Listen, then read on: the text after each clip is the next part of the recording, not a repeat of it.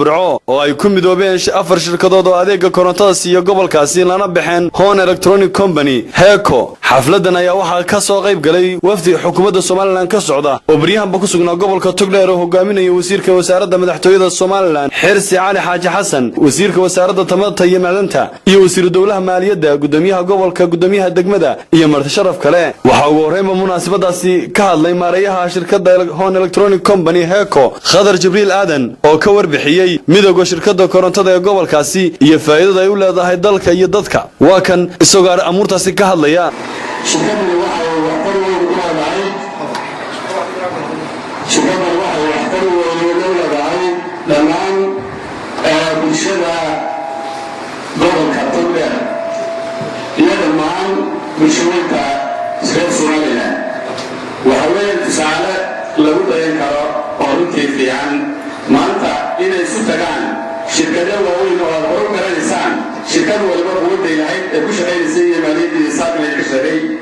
waxaa kaloo ka hadlay gudoomiyaha gobolka ka degmada iyo wasiiro dhammaantood ayagoo soo dhaweeyay isku biiridda shirkadaha laydhka ee gobolkaasi ayagoo ku dhiirigeliyay midowgaasi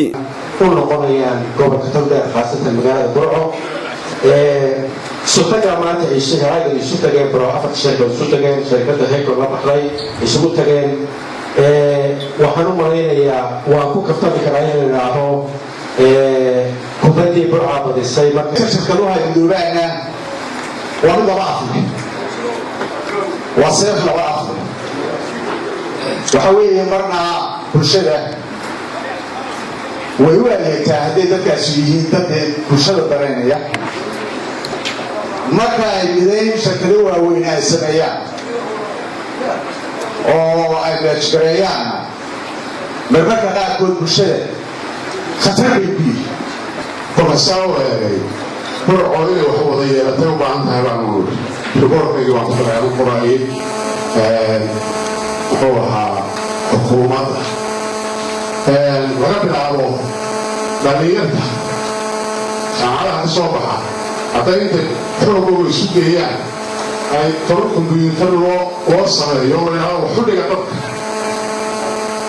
عمل لهم يشعروا علمي وقرني الله قرب هذا الشيء ماذا وهي كرتك وهوان من الإسرائيل كان أحسن وحاولنا هاي كل أولياء وأنا يدرسون من ماشي يا لوين شريرو وفيه كهذا يصورانه برهن البكتاعين وقلت يا بدر بال ما هي كهبال صوت الكرة وحلبال قبلها يعني مشكلتي وحنا ممكن نربح يا رماني